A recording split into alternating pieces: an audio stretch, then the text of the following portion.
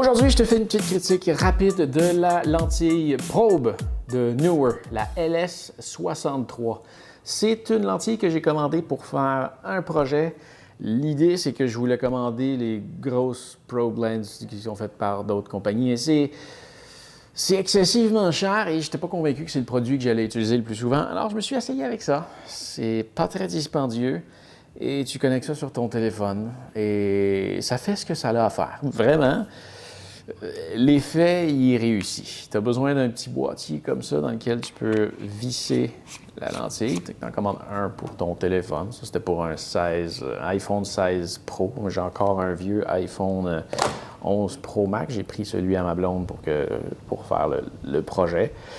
Parce qu'il ne se fait pas de boîtier non plus pour mon téléphone. Et clairement, tu es dépendant de la qualité de ta caméra. Alors, j'ai pris ce qu'il y avait de meilleur dans mon entourage. Bon. La qualité du produit, vraiment pour le prix que tu payes, c'est surprenant. Un beau quelque chose. Ça, c'est très bien. Par contre, il y a des trucs qui sont un peu bizarres. Le fait que tu utilises deux lentilles à la base, c'est spécial. Dans le sens que, là, je ne suis pas certain, je pense que c'est un F14 comme ouverture. Mais là, tu mixes ça aussi avec peut-être le f1.7 ou f2.8 de la lentille de ton téléphone. Donc là, ça donne un... Je trouvais que mon foyer, il était petit pour du F14 à peu près. C'était bizarre. Et tu as deux foyers aussi. Tu as celui de la lentille ici, puis tu as celui de ton téléphone. C'est une combinaison plutôt spéciale.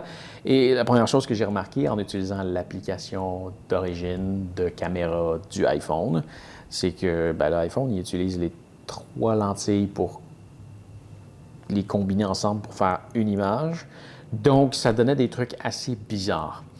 J'ai finalement téléchargé l'application de Blackmagic Design qui contrôle la caméra du téléphone. Et là, j'ai pu avoir un meilleur résultat. En fait, j'ai pu sélectionner la lentille que je voulais et contrôler le tout manuellement et avoir de quoi de plus professionnel. Donc ça, c'était mieux. C'était mieux. Donc, quand même, c'est ça. La qualité de l'image que tu vas avoir dépend de la qualité de la caméra de ton téléphone. Bon, ça vient dans un boîtier.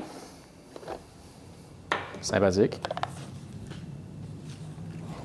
Genre de lentille que tu utilises généralement pas souvent, donc c'est quand même sympathique d'avoir quelque chose pour la ranger. Tu as aussi ce petit bras-là ici que tu peux venir rentrer dedans, puis là, ça, tu peux aller mettre ça sur un trépied ou quelque chose. Donc là, c'est pas ton téléphone qui retient tout le poids de la lentille. Tu as un éclairage ici aussi au bout qui va sûrement te faire un éclairage trop direct et que tu vas pouvoir sûrement avoir des artefacts qui viennent de là, si tu l'utilises trop. Donc, c'est pas une lumière que je te recommande d'utiliser, mais si c'est nécessaire, ça peut être utile. Ça fonctionne, ça se recharge par USB-C, puis il y a une batterie dans la lentille. C'est quand même bien. C'est quand même bien. Bon, niveau stabilisation, fais attention. Parce que si tu as un petit mouvement qui se fait ici, au bout, là, ça fait un énorme mouvement. Donc, c'est pas le genre de lentille que tu vas utiliser à main nue. Et tu as besoin de beaucoup d'éclairage.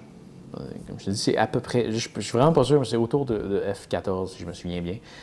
Mais c'est ça, c'est une petite ouverture, donc tu as besoin d'une bonne source d'éclairage. Voilà. Donc, l'effet est réussi. C'est pas un truc que je recommande personnellement parce que c'est pas le genre de produit que je vais utiliser. D'ailleurs, je regarde pour le retourner. Les retours chez Neewer, ça se fait par courriel et à date, ils ne me répondent pas. Mais si tu es habitué à travailler sur un téléphone, c'est peut-être bien.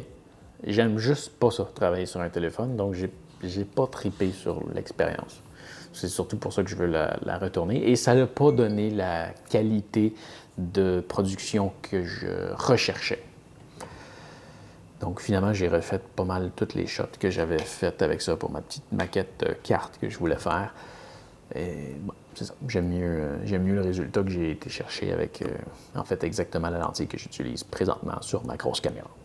Donc, voilà.